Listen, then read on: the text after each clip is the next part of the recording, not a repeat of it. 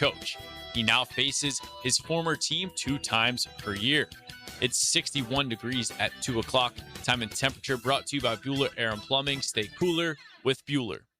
1010XL, presented by Farah and Farah, exclusive injury law firm of the Jacksonville Jaguars. Still present, ready. Farah doesn't flinch. Now, Lauren Brooks, Taylor Dahl, and Tom McManus. This is Helmets and Heels.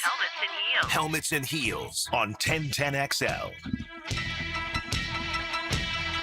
The Pro Bowl is tonight. I know y'all just absolutely cannot wait, right? Cannot wait. It'll be on in my house, trust me. I've got a Pro Bowl cheerleader. We watch the Pro Bowl every year. And the name of this year's is Caroline for the Jaguars? Is that right? Yeah, they just had the dinner on Friday. I forgot the name. I think it's Caroline. Yeah, they had a great time, and so did I, hanging out in Riverside. It was pretty awesome, man. I had a really nice time over there at Hawkers, and then Hop Tingers, the choice you guys gave me, so that was good. Yeah, Pro Bowl tonight, the games anyway. I think they've been playing a little bit. I saw where Ross and Devin did a little video, about what the tug of war was earlier that day, and representing well. So it's good. It's just different. It's just different. It's a different time. I mean, it's on a Tuesday night, for crying out loud. I'd be excited if more Jaguars were participating in it, certainly. But it'll be on at our house. In the but background. I'm not at all like, oh my goodness, we get some football tonight. I do not feel like that. Yeah. Right. No. Yeah, me either. I do think it's cool sometimes the content you get out of it, like we're seeing, you saw that video with Ross, but just in general, a lot of these players, because they played together in college and now they get to see each other, they were playing on different teams, but still. So I'm seeing a lot of that content, and it's been kind of fun because it'll be players being like, oh, I played with you my junior year, and now we get to be on a team again. And so you can tell that some of them like thoroughly enjoy just doing something fun. And I do like that because it has been so pushed aside of like, it doesn't mean anything anymore. But as much as that, it doesn't when it comes to who's a Pro Bowler and who's not a Pro Bowler. It is, I'm sure, fun for some of these guys who are like, okay, it's been a long season. Let's just have a good time with some buddies. Yeah. Gym class. They're having a high level gym class. If Travis Hunter had a Pro Bowl season, he'd be reunited with Shadur Sanders. We'd get that storyline. But obviously those types of stories just make us be like, all right, it's not what it once was. And we'll take it for what it is, because it's more than, for some people, watching any football is better than college basketball and no football whatsoever. Yeah. So I understand that. All right. I have the statistic. We know that Liam Coen is a finalist for Coach of the Year. Yeah. This statistic that we've talked about a lot, but it kind of like sunk in today to me about the idea that Travis Etienne might not be here next season. So the Jaguars ranked second in receiving touchdowns by running backs in 2025 with 8 between, of course, Etienne and Tuten. And of course, last year they had 0 which was the fewest in the NFL with 0. Travis Etienne led this team with 6 receiving touchdowns. He had more than any of the wide receivers. Yeah. That I just started to think like that may be a reason, based off of the way Liam Coen loves his offense, that if somehow, some way they can make the financial stuff work, maybe Etienne is back. Well, look, I think they could do it on that 1-year, tag if they wanted to. That would be a way to fit them in. The transition tag. Word is that the cap went up even more than expected, about $20 million more per se. I don't think they have officially announced it, but unofficially it's out there over the internet. So that gives room to do things like that, clean up a little bit, and maybe be able to. But you're right. How do you don't just look? If the price is just too high, then that's a different story. But you're not just going to let someone walk without having a backup plan. Like, okay, maybe you're targeting somebody. Rashad White's going to be a free agent. Are you looking at him? I don't know. I'm throwing it out there. To come in and be that receiving kind of back that can really work the screens, can get you out on one-on-ones, create some mismatches, things like that. But you got to do it with a replacement, because you can't say Tuten is that yet. And although I like LeQuint, especially when he blocks, I wouldn't say he's that yet either. I'm not saying they can't do it. They just haven't shown that they can do it. And obviously, if the staff believed that they could have taken on a bigger role, then maybe they would have given Etienne less of those touches and given him more to the younger guys to be able to move forward without Etienne? Yeah, and I don't know. I think they're just focused on winning this year, and he's the best back, and he's the hottest hand, and he's the best in the passing game. Yeah. You know? Yeah, because I mean they kept saying 1-0, so they weren't looking at that time beyond that. They wanted to win, and you were on a path to at a point be the number 1 seed in the AFC, and so you're having those conversations before you are what are we going to do after the season. And I do think that, and I give Travis Etienne obviously a ton of credit because he had a great season and I loved seeing the bounce back.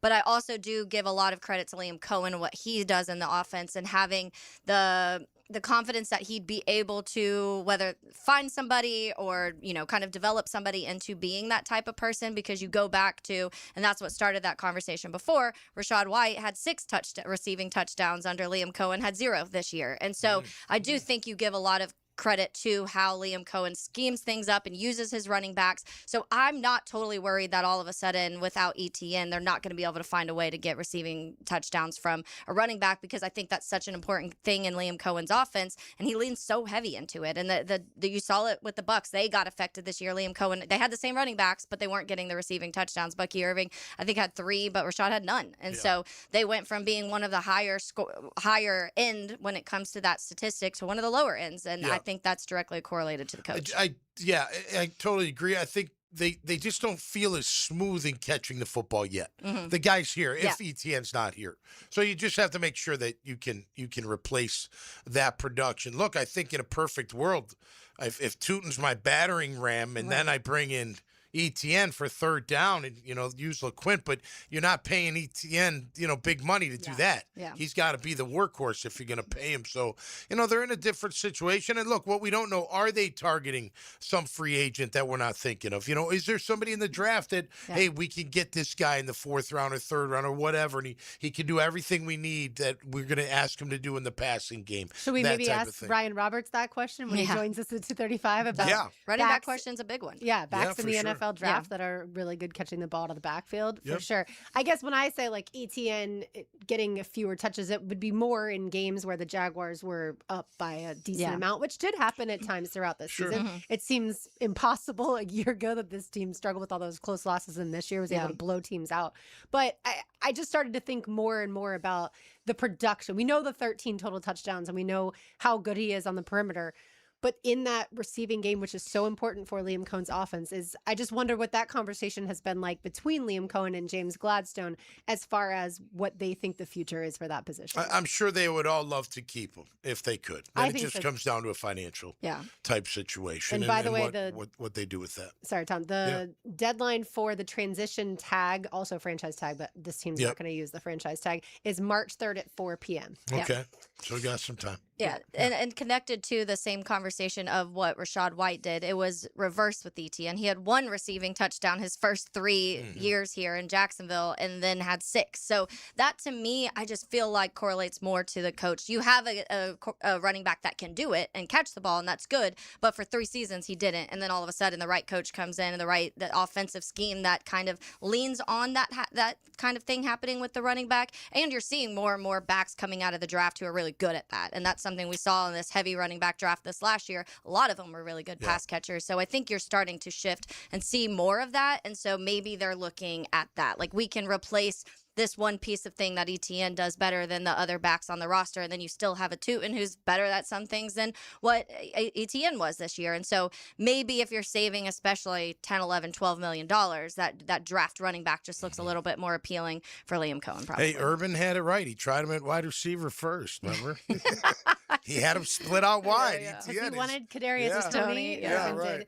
Yeah, and I understand probably the reason that Travis Etienne Jr. led the team in receiving touchdowns more than wide receivers, tight ends, things like that, is because Jacoby Myers wasn't here the full season. They didn't use Parker Washington the way that they did towards the latter half of the season. If they had started with him getting more targets, then he probably would have led the teams. BT couldn't catch in the first half. And then, we obviously saw struggles there. And Brenton Strange was on IR for a portion of the season. Missed some deep throws from time to time. Yep. Missed some big plays, that were there. Yeah, there's a lot that goes into it. But if you're wondering who led the entire NFL with receiving touchdowns, it was one Devontae Adams with 14.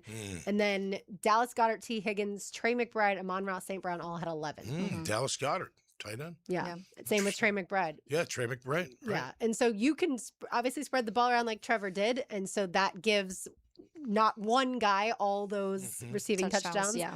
But like at the same time, but it's also nice to have the one guy be able to do it. And again, if you don't have VTN, I just wonder what the offense looks like. Now, the only, if you got critical on Travis during the for his season, there were a string of games where he didn't run the ball very well at all. And now that's not all on him, but it is a reflection on his stats, right? Because he started off tremendous, yards per carry. and then it tapered off for a little while. There were games where he was at 2.7, 3.8, just not getting it going. Now, granted, the pass game offset that, so it's great that you had that balance. I know he finished with a 4.3, but that wasn't a true 4.3. I mean, it is, but it isn't. You know what I mean? It's still 4.3. But when you start off with 8.9, I think he was after Carolina, the average. It really skewed it. But that would be the only critique I'd have. But for me, I'd want him in for the pass game. I mean, I think other teams would be like, look, he's a threat in that pass game. As long as you use him.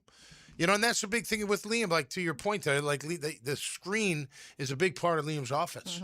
It just is. There weren't a lot of, down. Well, there was a couple down the field. That one in the north end zone. Who was that? I was at home to ETN. Remember, it was on the sideline a little bit. They opened it up a little bit, with him going down the field and on routes. But for the majority, it was those great screen calls, that took to the house. Was it the Jets? Yeah, I think it was. It was when we put up a lot of points. I think that was the Jets. 48 to. Yeah, that was the same where touchdowns. Tootin did the underneath and then up the field, right? And then jumped and caught it. And same one. So, look, I mean, there's two right there for two different guys, but it's a big part of Liam's offense. And I get what you're saying. I don't want him to go either, but you really got to figure out where can you put that money. I mean, if you are going to save the $11 million, I'd rather see it on a defensive lineman that's bad to the bone. You know what I mean? Because you can find somebody that maybe doesn't do exactly what Travis does, but you can get close. And then if Tootin turns out to be who you think he is, so think about Bayshore Tootin. He hasn't even cracked the surface as far as they're concerned. Like they're like, oh man, we just see a spurt here, a spurt there, but let's see what he can do full time. And then we all know how they feel about Quinn Allen Jr. He's everything you want in a blocking back. He'll look, he's got to get a little bit more refined and probably route running and catching the rock. But he runs the ball pretty well. He runs hard. It's not like he's not running hard, but, can you replace him and save money and put it elsewhere to better your team? That's what it'll come down if it's $11 million for Travis Etienne, the argument would be, well, you spent $10 million on Diami for 1 year last year. And that was they've a made bad mistakes. choice. No, they've made mistakes. That was not a great choice. Yeah. But if you were to get the same production out of Etienne in 2026 that you got in 2025 with 13 total touchdowns, that to me is worth the $11 million. But of course, yes, the question is, can you find someone else for less expensive to do something like that? And that we won't know the answer to for quite some time. All right, so it is Super Bowl week. We will chat some Super Bowl with Mark Ross of the NFL Network when we return. So keep it right here. Helmets and Heels, 1010XL 92.5 FM. Helmets and Heels from the Greenlaw Group Studios. Wonder what Rick Ballou would be doing if he wasn't on 1010XL? So you got to fight with a game show host on national TV. I don't consider that entertainment. Rick Ballou. This is not hockey. Weeknights on 1010XL. The doctors at Southeast Orthopedic Specialists have resolved my hip and foot issues, and I'm back to training for the 2028 Olympics in LA. This is Garrett Scantling, and I highly recommend Southeast Orthopedic Specialists. This is David Garrard. Following my knee surgeries and recovery, I'm continuing to feel great and would recommend Southeast Orthopedic to anyone who's experiencing orthopedic pain. Southeast Orthopedic Specialists. Lauren Brooks here for Terminix. When mice and rats show up in your home or business, they can be a real pain. You need them out fast, before they have time to multiply. Terminix knows how to shut down rodents, and they'll keep them from coming back to wreak more havoc. When rodents show up, so does Terminix. Don't live with a rodent problem, Terminix it. Visit Terminix.com today to schedule your free inspection online. That's TERMINIX.com. Helmets and Heels Tuesday. Backed by Morgan & Morgan. Attention sports fans! Are you ready to take your game to the next level? Look no further than Best Bet. You can bet anywhere, but you'll definitely win here. Experience the thrill of sports like never before. With all the big games broadcasting live on our big screens and a menu stacked with your favorite foods and refreshing drinks, you're sure to find your winning ticket. Bet anywhere, win here, only at Best Bet. Visit bestbetjacks.com to learn more. That's bestbetjacks.com. Hello, I'm Ed Jackson, president of Ned Jackson Income Tax. Ned Jackson Income Tax has been preparing tax returns in Jacksonville for over 80 years. Our tax preparers at Ned Jackson Income Tax have years of knowledge and experience to help you get your highest possible tax refund and are fully trained on all IRS updates, including the One Big Beautiful Bill. Visit one of Ned Jackson's 4 locations, including our downtown office at 255 North Liberty Street. That's Ned Jackson Income Tax, 356-0349. If you gotta have more Gators, get them anytime with the Gator Podcast Channel. Served up by Southeast Orthopedic Specialists. Whenever you're ready, the Gator Podcast Channel is too. On the video and social channels of 1010XL. The Brown Family YMCA in Ponte Vedra Beach is better than ever. Come experience our new renovated spaces, including an expanded wellness center with upgraded state-of-the-art equipment, recovery solutions, brand new locker rooms, and the Horsell Center for Health and Well-Being, all designed to help you feel your best. And now you can join with no joining fee. Plus, enjoy your 4th month free. There's no place like this place. And you'll love what's new. Visit the Brown Family YMCA in Ponte Vedra Beach. Brian Wall here. Would you take your paycheck, go to the bank, cash it, and then simply throw it up in the air? I didn't think so. But in a way, over the years, that is exactly what you're doing if you have old or builder-grade windows in your home. Even if you have a brand new home, those windows are not the best windows you can have to save on your energy bills. Window World has sold millions of replacement windows to homeowners like you, and Window World's customer satisfaction is the highest in the business. Please check Window World out yourself and save on your new windows and on your energy bills. Compare with other companies and you'll see Window World is simply the best for less. It's up to you. You can call Window World and get a free estimate, get the best guarantee in the window replacement business, save money on your new windows, and save more on your energy bills. Call Window World today at 904-443-7001 or go online to windowworldneflorida.com. Thank you for your business. Window World also offers energy-efficient doors. This is Dave Barker with IHRS. Are you frustrated with those trendy pills and lotions that claim to make your hair thicker and fuller? Tired of your hair falling out? Our hair restoration solutions have helped over 10,000 men and women restore their hair in as little as 2 office visits. Call 904-777-IHRS. That's 904-777-4477 or go to hairforme.com. 1010XL, presented by Farah and Farah, exclusive injury law firm of the Jacksonville Jaguars. When it's game time, Farah doesn't flinch.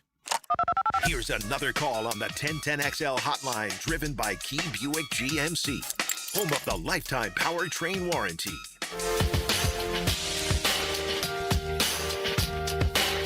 Tom McManus, RJ Saunders, I'm Lauren Brooks with you as we welcome in Mark Ross of the NFL Network and, of course, 2-time Super Bowl winner with the New York Giants in the front office there. Mark, thank you so much for joining us. Yeah, my pleasure. All right, so we were banding this about yesterday. Who has the better coach? Who has the better quarterback of these 2 teams in the Super Bowl? The Mike versus Mike case, of course, Mike McDonald versus Mike Vrabel, and then Sam Darnold versus Drake May. So if you had to take, one coach and one quarterback to win it all, which one you got? Well, I'm going to go with the Seattle Mikes, but it's more so not just the coaching and quarterback, but just the overall team that I just think Seattle on just about every position group has playmakers, legitimate players and playmakers in just about every position group on both sides of the ball. So they can beat you in a lot of different ways. They can run the ball on you now. Sam can be explosive with JSN. Rashid Shaheed might take some punts and kicks back for touchdowns. And, of course, that defense score as well. So I'm just taking the overall team, not just the coach and the QB. When you talk about these two teams, obviously the routes that they have taken to get their quarterbacks have been a bit different. Sam Darnold, multiple teams, 5 teams in his NFL career, then found some success in Minnesota, gets traded, and then on the opposite kind of side of everything, Drake May gets drafted, and seeing in year 2 him come out and play really good football throughout the year. So does this kind of teach us a couple things and being patient with the quarterback, but not also having a wrong or right way to find the guy to lead your team also? Well, Drake May, of course, is the more conventional route. You get a high pick, and most of the good quarterbacks have been first-round picks or high picks. And, from here on with Sam Darnold, Sam always has the talent, but everyone's going to be trying to do this now. And I really think that Sam, the path that he took is unique in the history of football and just won't be done again. You'll see a guy bounce around with 5 different teams, and all of a sudden he's going to win the Super Bowl. But every team's going to try that now. I mentioned this on air the other day that he will forever be a part of scouting lore with teams trying to rebuild. Like, yep, we can get a guy on his 5th team and do the same thing. So I don't think you'll see that happen again to the extent of where Sam Darnold was drafted, bouncing around so much, and then all of a sudden, he could be Super Bowl MVP. Mark Ross here with us from the NFL Network. Mark, great to have you on the show. The running game of the Seattle Seahawks has done very well, even with Charbonnet out. The two-guy tandem for the New England Patriots, of course, waiting to see if they're going to get going in the postseason. Who do you give the nod to, and can the Pats have any success against this vaunted Seattle defense? Well, it's going to be hard. It's going to be tough because Seattle's you see what the Patriots have done against 3 teams they've played so far in the playoffs. 3 of the best defenses in the league, and in Denver, Houston, and they've and the Chargers, and they've struggled. They've been bad. Just to be quite frank, the Patriots' offense has been bad, and their defense has really bailed them out of things. So here you go again with Seattle, could have the best D in the league as well. So I think it's going to be a struggle for the Patriots to move the ball and score points, just because of the playmakers that Seattle does have. And then I always thought on the flip side with Seattle, with Kenneth Walker, that was kind of the sleeping giant with their offense, where they were scoring points with Sam and explosive plays at JSN, but they really weren't consistently running a ball. And then towards the end of the year, man, here comes that. So, I got to give the edge to them just because of the way Kenneth has been playing. How did the Rams get some yardage on them? They're the only team. Yeah, I know. I saw they're that. the only this whole season, of 18 games, 19 games, whatever it is right now, and you look at the games against the Rams, those 2 games where they moved the ball and scored, and then all the other games, those were the 2 outliers. So, of course, Sean McVay is one of the best offensive minds. Matt Stafford probably win the MVP. Devontae Puka, they just had something cooked up right in those 2 games that they actually moved the ball and scored points. But outside of them, nobody else has been able really to do it.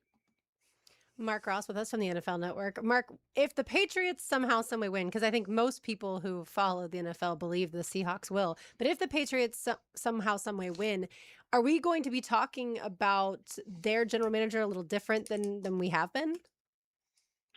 Of course. I mean, anytime, that you go win, you win it all, then everybody wants to be you. And the moves that you make look great in retrospect. So, yeah, of course, when you go win it all, and look, and of course, I'm picking the Seattle, but there's always a game. You go play the game for a reason, and that's because you can win. Our Giants championships are a testament to that. The 18 years ago, playing the best team of all time in any sport, and we go beat them. No one gave us a chance. So, there's always a chance, and then once you do it, then everybody wants to be you, and you get talked about as a winner and a Super Bowl champion, and your decisions were right. Mark, I want to pivot a little bit over to just your experience with the New York Giants front office, because we've seen it now when you look at the previous Super Bowl teams, the most recent ones, and how they were built. The approach to that has been a little bit different, and so there's not a single way to build a winning roster and a Super Bowl team. But I feel like a lot of it does start with that coach and building the coaching staff, and we've seen that here this season with Liam Coen and what he was able to do with Coach Campanile, and obviously, but Grant Udinski all getting talked talk to about next getting poached and being taken into promotional roles. But talk a little bit about the interviews and that process in the building of when you are trying to build, once that coach is hired, what happens after that, and making sure you are building the right coaching staff behind them. Well, yeah, you just need to have everybody that has that the common goal, common belief, and that's to get the players better. And the best coaches I've been around, they don't just say, well, this guy doesn't fit what I do. Like, no, just give me some talent and I'll make it work for them. And it seems as if that's what's kind of happened there with Jacksonville. Liam coming in there and, just a fantastic year that they had. And, once it's after the coach and your coaching staff, then it's all about the players and, of course, having your quarterback. And it seems as if Trevor Lawrence really took a gigantic step forward and just, to me, played with much, much more confidence and consistency and covered the Jaguars down in camp this year. And really, Liam Coen talked about that. Like, I just want this guy to just be more aggressive and confident. Sure enough, like, a lot of people talk a good game, but you actually saw the results of that on the field, to me, with Trevor and the whole entire team. So, your head coach is the focal point, and in that, the confidence that the consistency that they instill in the team, you can see those results on the field. Mark, there were 10 positions filled at the head coaching spot in the NFL this offseason. Who do you think got the best hire out of the bunch? Yeah, I really like the Ravens and Jesse Minter. That I talking about Mike McDonald and what he's done there in Seattle, and this guy is very similar to that, where you saw the results he got with the Chargers, who, quite frankly, when you looked at their overall talent level, it wasn't supreme. A lot of older guys, the Khalil Macks of the world, like just what he did there. And of course, he's been there in Baltimore, so he knows that system. He knows the building. He knows the GM. He knows the owner. There's no training wheels that need to go on. He can just jump right in and do his job and perform at a high level.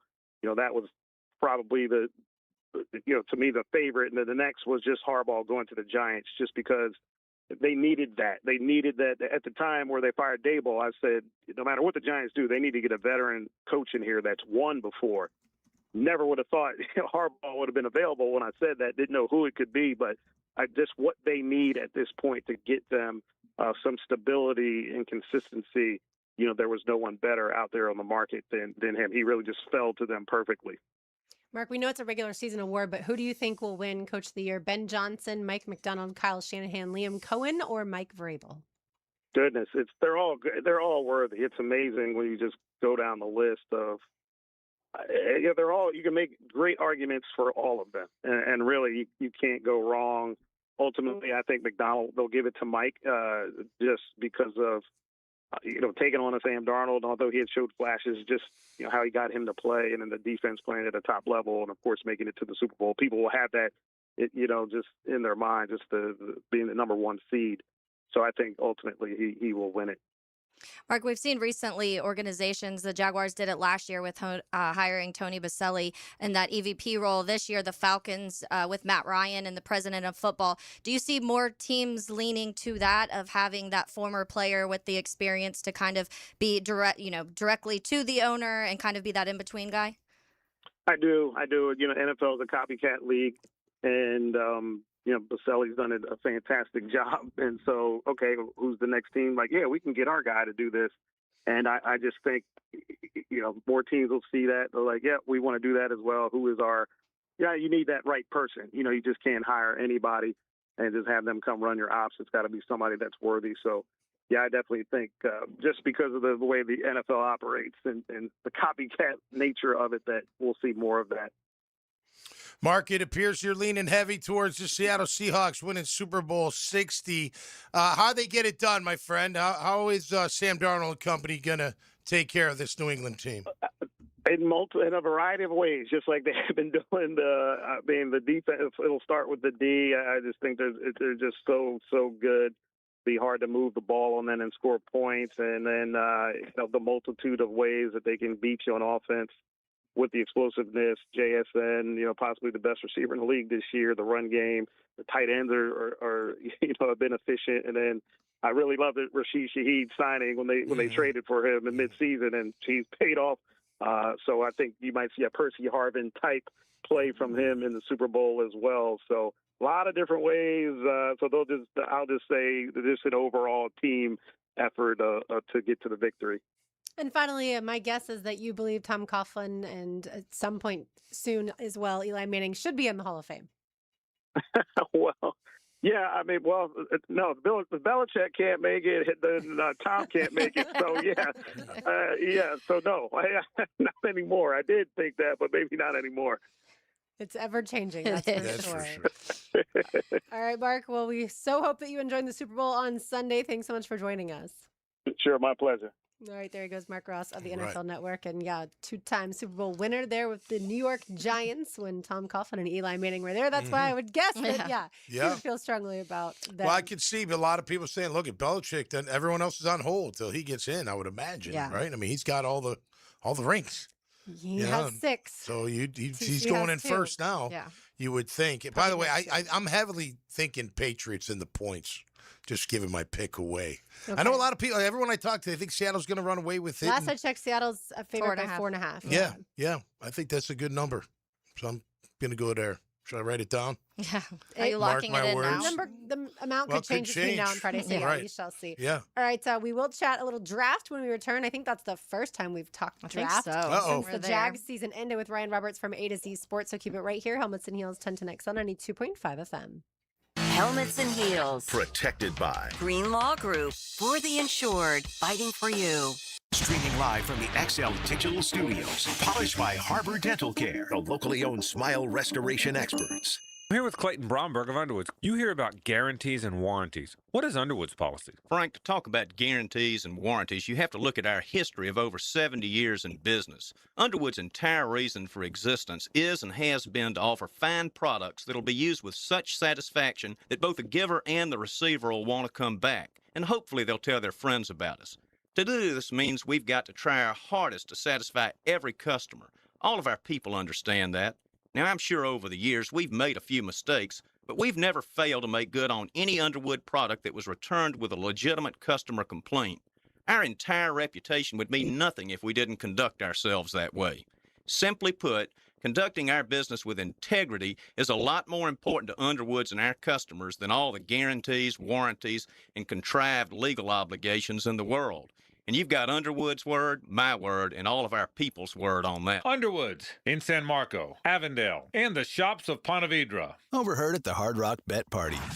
It's Thursday. New Hard Rock Bet rewards are dropping. Nice. You in, Jeremy Shockey? I don't do drops. Jeremy, we're talking bonus bets, deposit matches, and parlay insurance. Got it. I do those drops. Hard Rock Bet Sportsbook. Roll with us. New customers, double your winnings on your first 10 bets. Max bet of $50 per bet. Offered by Seminole Tribe of Florida. Must be 21 plus and physically present in Florida to wager. Terms and conditions apply. If you or someone you know has a gambling problem, please call 1-833-PLAY-WISE. After an accident, the last thing you should worry about is how you are going to afford a lawyer. I'm Chris Campione, and at Campione Law, there are no upfront fees because we don't get paid unless you do. You heard that right. We don't get paid unless you do.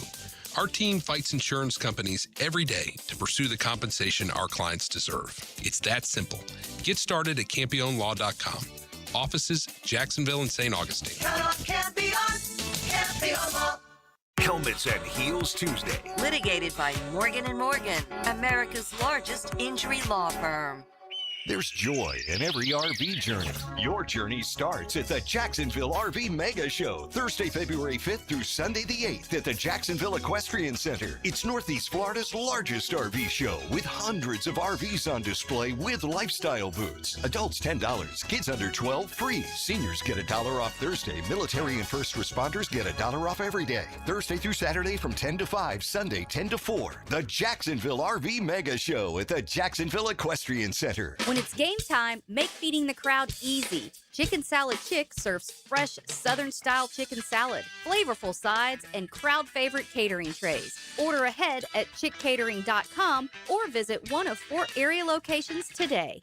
You waited forever for your new fence. Then, strangers show up. Subcontractors rushing the job. Sent by the company you trusted. Frustrating, right? Superior Fence and Rail promises better. Their professionally trained builders deliver quality you can trust. No subcontractors, no shortcuts. Just the superior craftsmanship your home deserves. When you're on the fence, about a fence, SuperiorFenceandRail.com. Not everyone is built for a cubicle. At Local 234, apprentices get paid to learn hands-on skills like plumbing, pipe fitting, HVAC, the stuff Jacksonville runs on. No endless lectures, no massive student debt, just hands-on training, real jobs, and real pay. This is how you level up, by doing work that actually matters. Check them out at UA234.com. Proud partner of the Jacksonville Jaguars. Local 234. Make the right connection. Zero Res wants to give your home the love and attention it deserves. This month, take $100 off your air duct cleaning. Book online anytime at ZeroResJacksonville.com and mention 1010XL or Dan Hicken. Zero Res. 1010XL, presented by Farah and Farah, exclusive injury law firm of the Jacksonville Jaguars. Focused, fueled, fearless, Farah. Here's another call on the 1010XL hotline, driven by Key Buick GMC, home of the lifetime powertrain warranty.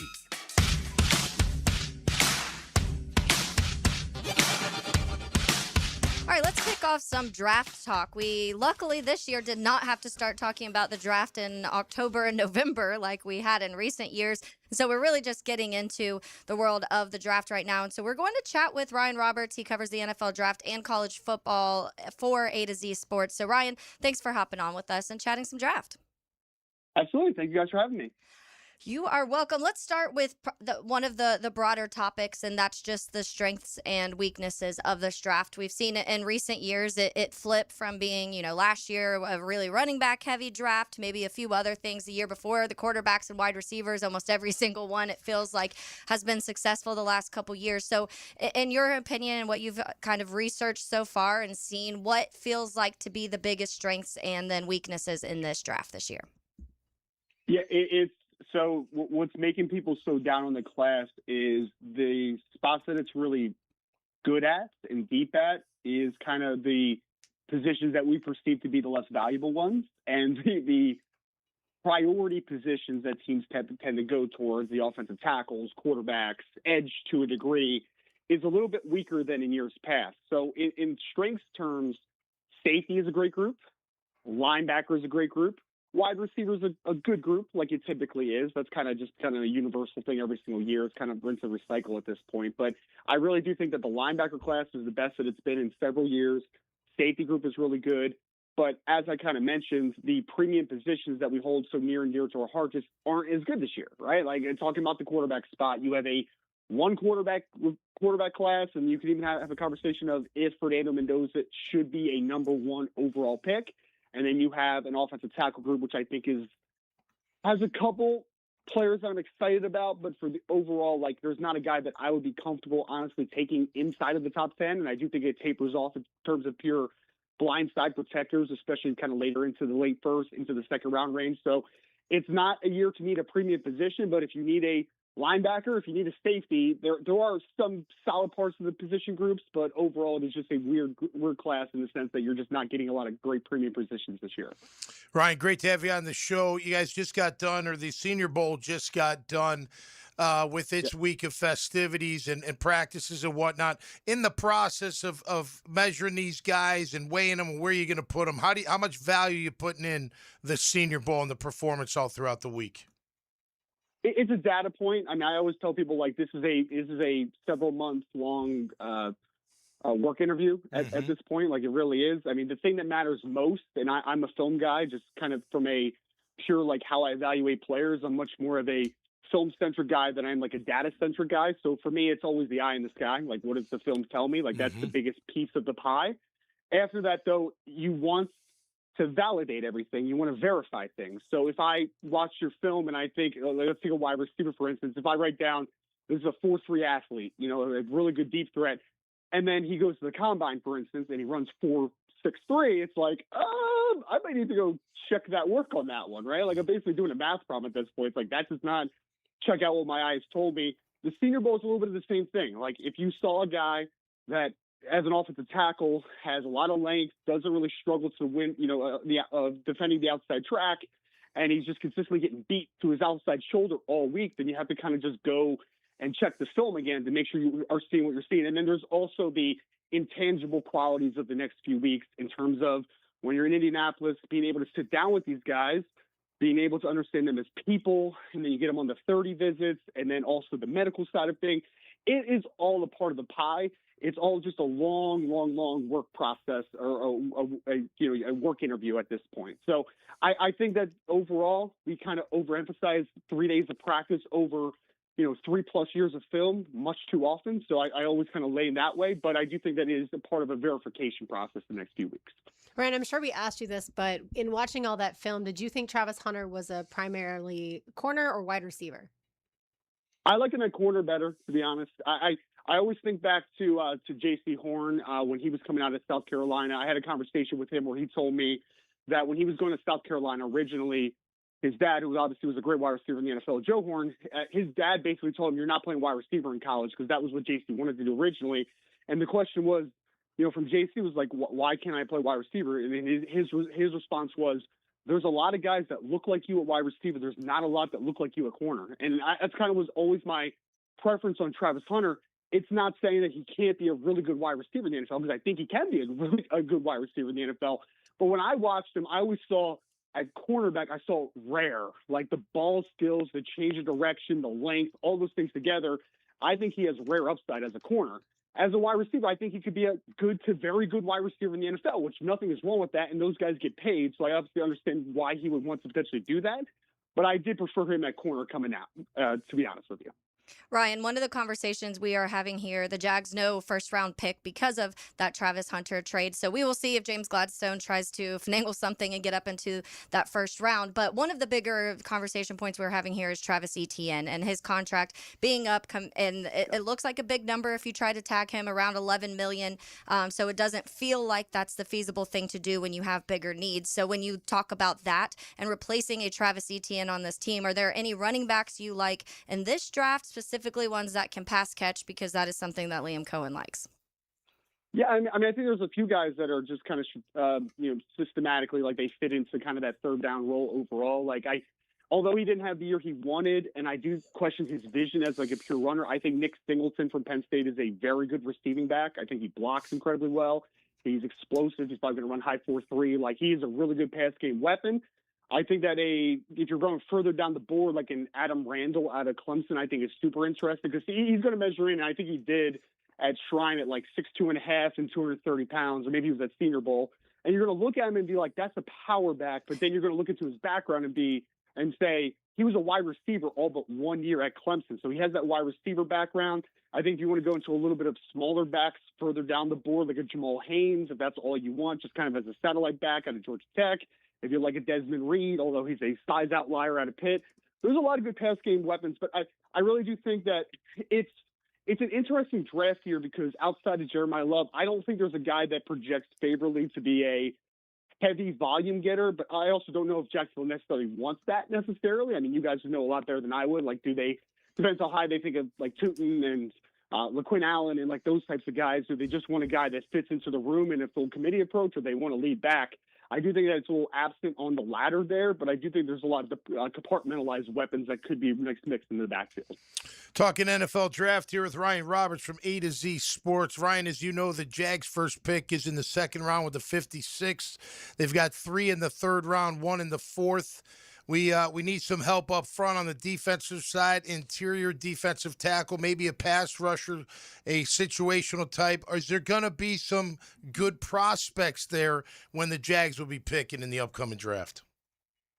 Here's the problem with that second round pick in terms of defensive tackles that are penetrators. It's a great year to need a nose tackle in the NFL draft. Like, there's a lot of those guys this year, like Caden McDonald and Lee Hunter, and like there's a deep amount of those guys, Dante Corleone out of Cincinnati, but there's not a lot of pure like interior pass rushers that are going to be like in that range necessarily. So I think that second round pick is probably best served in another spot. I think as you kind of go further down the board, maybe a guy like a Zane Duran out of Penn State later into day 2, maybe early day 3 might be more of like a situational interior rusher that has some developmental upside. But I do think there's going to be a lot of nose tackle options at that second round pick, but I don't necessarily think that you're going to get a great penetrator necessarily. All right, Ryan, 2-parter. 1, would you take Fernando Mendoza number 1 if you were the Raiders? And 2, who's your favorite prospect at the top of the draft? I know the Jags can't necessarily get those guys, but who's one of your favorites? Yeah, man, it's so tough. I've kind of been on record as this. Like, if I put him in like the Caleb Williams class that we talked about a couple years ago, I think Fernando Mendoza is probably quarterback 4 in that class, which, it's still getting drafted in the top 10, but is it a guy that necessarily you want to pick 1-to-1 at the top of the draft? I'm not necessarily sure. I think for the Raiders, though, it makes a lot of sense. And while I would pull the trigger on Mendoza just because I do think he stabilizes a room that you need to stabilize. Like, he does all the little things well. He throws on time. He's accurate. Do I think he has great upside? Not necessarily, but I do think that stabilizing the floor is something that the Raiders desperately need right now, obviously going to a new coaching staff as well. So I would draft him there. I wouldn't feel like convicted in it necessarily, but I do think that there's something to be said about kind of betting on a floor at the quarterback position that we kind of take for granted, because sometimes we want the shiny new toy, but sometimes that guy also gets you fired because he's a little bit volatile. So I would take him, but I wouldn't necessarily feel great about it. Man, favorite player in the draft. That's interesting. I'll say this. The guy that I think we're starting to undervalue way too much is Jermod McCoy, the cornerback out of Tennessee. He, for me, and in the evaluation process now especially, I don't bake in medicals into it because I don't have enough information. I'm not a doctor. I don't have like that background to say I know exactly what the guy is going to be. And he had an ACL tear this past spring, which cost him the entire 2025 season. But when he's healthy, I think he's J.C. Horn again. Like, he's physical, press man corner that can turn and run. And at 19 years old in 2024, dominated in the SEC. So I really think we're undervaluing him a ton. I think without medicals into the conversation, he is a top 3 player in this class just overall that a team's probably going to get in the team. So I'm really a big fan of Jermod McCoy from Tennessee. Ryan Roberts, you will find him at Rise and Draft on X. Ryan, I'm sure we will talk to you closer to the NFL draft also when after that post free agency, when we really figure out those dire needs for the Jags. So as usual, thanks for hopping on with us. Absolutely. Thank you all so much.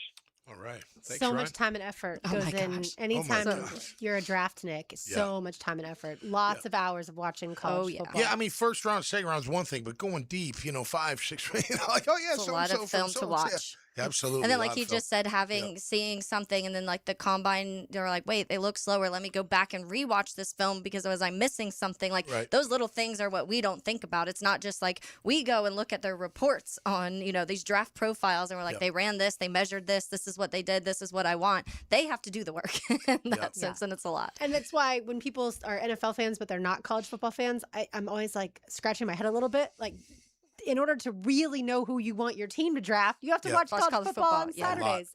But we'll continue the Jaguars conversation. Keep it right here. Helmets and Heels, 10 to Next on 92.5 FM. This is Helmets and Heels. Fought for you by Green Law Group on 1010X. Living life on the edge of your seat. Are you kidding me? Your front row seat for play-by-play. Break it free, they're not going to catch you. 1010XL. Welcome to Key Buick GMC, proudly family-owned and operated since 1943.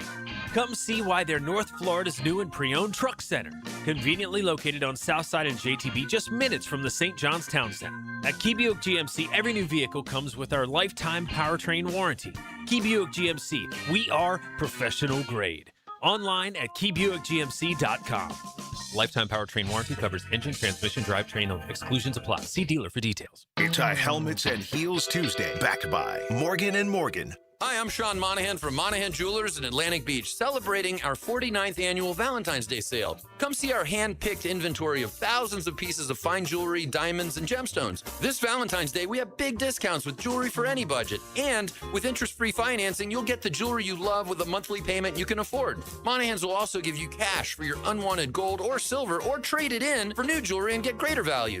Monahan Jewelers Valentine's Day sale with big savings in our entire inventory. Monahan Jewelers in Atlantic Beach. This Date in Sports History is brought to you by Southeast Orthopedic Specialists. On February 3rd, 2008, the New York Giants defeated the New England Patriots 17-14 in Super Bowl 42. Eli Manning was the Super Bowl MVP. Jacksonville is the flip side of Florida. And inside the flip side, the action never stops. If you're tired of hearing about the best games after the final whistle, don't get left on the sidelines. Whether it's a unique sporting event you've never seen, a weekend with the family, or a winning date night, Visit Jacksonville is your ultimate playbook. Get in the game. Head to visitjacksonville.com/locals or download the Visit Jax app today and see everything coming in 2026. Jacksonville. Experience the flip side. Covering the First Coast and ready to help when you need it. That's Rebound Rehabilitation. With a dozen locations, they're easy to get to and they'll get you back in the game. Sports injury, workers' comp case, or auto accidents, you name it, they can help. Check out reboundrehab.com. Blue here for the Blue Crab House, located right off of San Jose. It's on Jewington Creek Road. They've been around since 1996. Indoor-outdoor dining. Also, takeout is available at the Blue Crab House. Open 4:30 to 9, Tuesday through Saturday. Sunday, noon until 9. Remember, Tuesday, $2 margaritas. Wednesday, $1 oyster night. How about the blue crabs? How about my personal favorite, the Canadian snow crabs? Whatever it is that you fancy, you get it right there. The Blue Crab House. Next time you head into a Gate convenience store, look for Form Energy Drink, designed to provide energy, hydration, and focus, straight from Dana White and AB, celebrating those who embrace grit, discipline, and resilience in their everyday lives. Check out Form Energy at a Gate convenience store. I'm Carl. I'm 68 years old, and I lost 40 pounds thanks to Awaken 180 weight loss. And looking at pictures, I realized that my color wasn't good. I looked bloated, constantly tired, out of breath. It got to the point where I decided it was time to pick up the phone and call Awaken 180. The combination of the diet and the coaching really pushed me over the top. My self-confidence soared. I'm walking, I'm working out. Instead of 68, I feel like I'm 28. I just had my annual physical, and my doctor looked at my blood pressure and he said, "What did you do? What happened?" And I explained that I'm on the Awaken 180 program. I've never felt so good in my life. And as somebody that sometimes likes to take the shortcut, I didn't have to do that with this program. Awaken 180 is my solution for weight loss. Carl's solution for weight loss. My daughter Amber's solution for weight loss. Lowered blood pressure, increased confidence, feeling years younger. Not a temporary fix, a solution. Want the same results? Then choose Awaken 180 online at awaken180weightloss.com.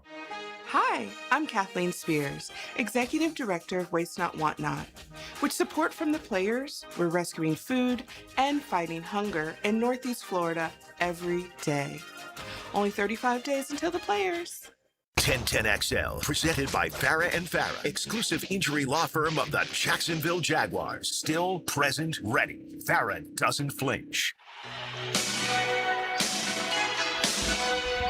There's some Bruce Springsteen for you, Tom. Yeah, good one. Born down in a dead man's town. That's right. Yeah. That was big. That was actually 84. That was my very first concert. I was in summer after my 8th grade year. Saw Bruce at Soldier Field in the summertime, and he played for like 4 hours. It was insane. Yeah, he's still known to play for a really long time. Yeah. I just always love people talk about like patriotic songs and they'll throw like Born in the USA. You're like, I'm like, have you listened to Yeah, it's not really patriotic. This No, isn't like no. God bless the USA by No, any means. not anywhere But close. I just saw USA. And they were like, And I'm born there, so hey. But that's the cool Keep part on about rocking. music is if you pay attention to lyrics, Yeah. sometimes you learn something about an artist or how they feel about things. It's not just like happy-go-lucky type song. Yeah. Yeah. You know, I actually learned a lyric in Dream On this recently. Oh, hit me You with know, it. Aerosmith? Of course, yeah. It says, everybody's sin, you got to lose to learn how to win. I never knew that line was in that song. Yeah, I'd have to listen to that part to see what I thought it was. Yeah, you'd recognize. I'm not going to sing it, but you'd recognize it. And, I'm not going to sing it. Well, that voice is Steven Tyler. I wouldn't try. But yeah, so Dream On. It's a cool message. I love tunes that have the cool message. You know what I mean? Because a lot of music will get me fired up. You know, I think about like when I'm working out or just thinking creatively or whatever. Sing. You know what I mean? Just gets the endorphins kicking. Oh, yeah. You know, especially a song that has some kind of meaning to you. You know, like Cake Town from like Hicktown. By Jason Aldean. We were Such a talking about message. that earlier. Yeah, it's one of my favorite Aldean tunes. Hicktown, yeah. I love Mason Aldean. Yeah. I wouldn't say that his songs have that next level message. No. I That think one his are does. pretty much country party is what I would consider Yeah, them. for sure. Although he recently recorded one about, I think it was Jason Aldean, recorded one about Alzheimer's or dementia. Something along those really? lines. I want Wow. to say Yeah. that it was him. I'll research it in the Yeah, music can heal you, man. No doubt. for sure. All right, I wanted to share this stat with you as well since we're talking some Jaguars. The Jaguars were one of just 4 teams in the NFL in 2025 to rank in the top 10 in both points scored per game. They were 6th in the NFL, scoring 27.9 points per game, and points allowed per game, 8th at 19.8. Yeah. The reason that stands out to me so much is the Jags should have been a Final Four team, right? Like, I know it's another gut punch as we talk about the Jags losing to the Bills in the wild card, but when you're one of just 4 teams that can do that, you probably should be one of the last 4 teams standing. Well, and 2 of them are in the Super Bowl. Right. New England and Seattle both had a little bit better points against. Not much, but right there. Yeah. So it just shows you how, important it is to have that defense. Look, if you looked at our defense stat-wise, you'd be like, yeah, it was a really good year. But if you watched the game in and game out, yeah, it was still a really good year, don't get me wrong. But they have to improve in closing out games. They have to improve this pass rush. They can't you got to put teams away. And it's not just offensively. It's getting on that quarterback and just harassing him so he can't breathe. You suffocate. When you go up, you get a lead, especially late in the game, your defense got to suffocate that offense so they don't know what to do. And they're going to end up turning it over or turning it over on downs or punting the ball away. You got to have that. Now, you may not do that every week and week. You can't expect it week in and week out, but you got to have it more times than not, right? And 6 games, which we went through earlier this season, is too many. And you get off. It's not even getting off the field because they got better at third down. It's just closing them out, not letting them back in. Don't give up that big play. Don't give up that big drive. Don't let them gash you for a long run and then a play action. The next thing you know, they're on the 30. Your offense just worked their ass off to go down the field and give you a lead, and then you're not. That's true complementary football. And you went to overtime against 2 teams that weren't very good. Yeah, like offensively. Could have put them away a lot earlier, or should have.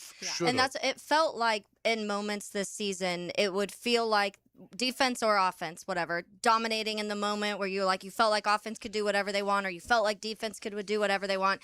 And then it would just be like that one opposing drive that would go 85 yards and they would have a big play down the middle to whoever the receiver is that you probably didn't know his name. I felt like that happened multiple times this year where it was just like those few big plays a game burned the Jags several times. And I haven't looked at the numbers of, the big plays allowed and things like that, but there was too many of those in times when you felt like the defense or offense had control of the game, and that's why you were going into overtime with not so great of teams. And you had a lot of games where you won pretty dominantly, and I think that you look at those, but then the numbers skew a little bit when you start seeing, even in the Buffalo, just mistakes at the wrong time hurt them when it comes to early on. A lot of it was those, the pre-snap penalties and illegal formations. That was hurting them early on, and then it kind of turned into the playoffs. It kind of turned into, you turned over the ball a few times, and you weren't getting those turnovers when you needed to, and those were the moments that kind of killed them. And so that just shows how quickly, especially in the postseason,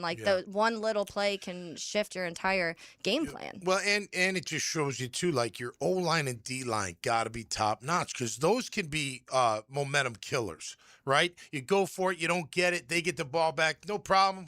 Don't worry about it, coach. We got it.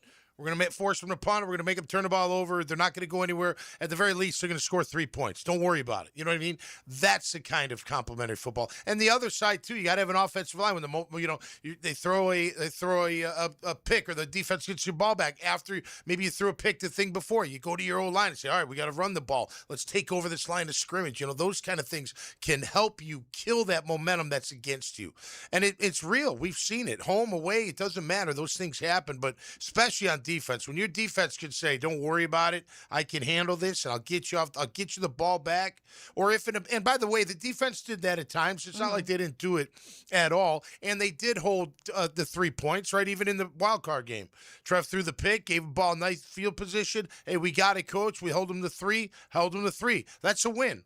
That's really good football. But then you got another drive earlier in that game that you didn't stop them, or 2 drives. You let them back in a couple different times. That's when it's just got to be more consistent. Yeah, I think when you look at the 2 teams that play on Sunday, the Seahawks, their offensive line and defensive line are intimidating. Mm-hmm. The Patriots, I'd say probably very close to that, not as good or as intimidating. I think those 2 interior guys for New England are pretty dang interior. I don't know that they have the outside pass rush as much. Although that guard, Zabel, you want to watch a great one? Go watch Zabel play left guard for the Seahawks. He is an animal. You got to love football if you sit down and say, I'm going to watch a guard. Yeah. He gets after it. But I wanted him in the draft. Yeah. It's our last football game for quite some time. So just record it and then go back and you can watch the guards. That's in right. addition to watching where the ball goes. All right, more to do on the other side. Keep it right here. Helmets and Heels, 1010XL 92.5 FM. This is Helmets and Heels. Fought for you by Green Law Group on 1010XL. Hi, I'm William Byron. And the Daytona 500 goes to William Byron. 1010XL, Jack Sports Radio. Jacksonville, you voted, and Baker Glass came out on top. The Bold City Best Awards are all about locals choosing their favorites, and you picked them for Best Auto Glass and Best Glass and Mirror Service. I'm back with Baker Glass. No one treats you better. Helmets and Heels Tuesday is litigated by Morgan & Morgan. Frank Frangie here. Nimnick Buick GMC is proud to be the #1 Buick GMC dealer in Jacksonville, earned by treating customers with courtesy, respect, and fairness. All part of Nimnick's Treating You Right guarantee. The most Buicks, GMCs, and Jacksonville's only Car Bravo dealer, nobody but Nimnick. For 3 generations, Nimnick has been the place customers keep coming back to. They treat you right, and they give a bunch back to the community. Visit NimnickBuickGMC.com today to learn more or visit their showroom off Phillips Highway. GMC, we are professional grade. If you want more teal in your daily diet, Jaguars Today with Mike Dempsey and Fat Tony. Exclusive guests, sharp analysis, and nonstop Duval football. Served by Renewal by Anderson, custom windows and doors. 10 to noon weekdays on 1010XL. Do you have clicking, popping, swelling, or pain in your knee or shoulder? This can be due to arthritic changes in your joints. Over time, you have wear and tear of your cartilage. I am Dr. George Bari, and here at Bari Orthopedics, we have numerous ways to treat your arthritis, such as regenerative medicine, including PRP and joint replacements with CT guidance for accuracy down to the millimeter. If you are experiencing any of these symptoms, call us for an appointment today, or log on to BariOrthopedics.com. Find out more at BariOrthopedics.com. That's BAHRI Orthopedics.com. WJXL AM Jacksonville Beach. WJXL FM Jacksonville Beach. I used to dread going to the dentist. Every visit felt like a sales pitch with constant upselling, surprise fees on my bill, and I could never get in when I needed to. But Harbor Dental Care? Totally different. They saw me the next day, gave me honest pricing up front, and even set me up with a payment plan I could actually afford. No pressure, no surprise charges, just kind people who get it. If you want to experience dentistry the way it should be, book your appointment today at harbordental.care. That's HARBOUR dental.care. Hey, it's Taylor. Valentine's Day is quickly approaching. Don't fall into the same routine of last-minute grocery store runs, picked-over flowers, and forgettable chocolates. Make a new play this year with a gift from Peterbrook Chocolatier. Choose from beautifully crafted artisan chocolates or a gift basket filled with the perfect mix of sweet, salty, crunchy, and creamy treats. With 15 North Florida locations, you likely drove past one today. Up your game this Valentine's Day with a gift that truly impresses. Find your closest location at peterbrook.com. That's peterbrook.com. New year, new club. This is Joe C., and I'm proud to be a member of Southampton. And with the popularity of golf, getting a tee time is tough. But with membership comes member privileges. Enjoy clubhouse dining, expanded practice area, focusing on all parts of your game. And right now, you can join with an annual commitment and get a $1,000 discount, plus $500 of Pro Shop credit. All the details are online at golfsouthampton.com or call 287-PLAY and make a tee time today at the Golf Club of Southampton. Ticket here for Action Garage Door. Nothing more frustrating than your garage door misfiring. When it does, I call Action Garage Door. They take action. Jeff and Art and crew, Jacksonville folks, not some big out-of-town chain. Something goes wrong with your garage door, take action. Check them out. Garage Door 911, garagedoor911.com. Hi, this is Dave Barker with IHRS. People ask, are your solutions for thinning hair permanent? Yes, our solutions have permanent natural results and are guaranteed to work. Put our 35 years of experience helping 10,000 plus men and women to work for your thinning hair. Our trademark hair transplant procedures will give you 3 times more hair in one procedure. PRP and laser treatments are fast, easy and effective and only take 30 minutes. Most of our staff have experienced hair loss ourselves. Our caring and confidential team can help you look better and feel better about yourself and restoring your hair again. For your confidential consultation, call 904-777-IHRS. That's 904-777-4477. Or go to hairforme.com. That's hairforme.com. I'm Max Fink with your 1010XL Southeast Orthopedic Specialist local sports update, brought to you by Coen Flowers. The Orlando Magic are back in action tonight, taking on the defending champion Oklahoma City Thunder, tipping off on the road. Gators basketball is off for the remainder of the week, but they'll return to action this Saturday when they head to Texas A&M for an 8:30 tip-off. It's 62 degrees at 3:04. Time and temp brought to you by Bueller Air and Plumbing. Stay cooler with Bueller.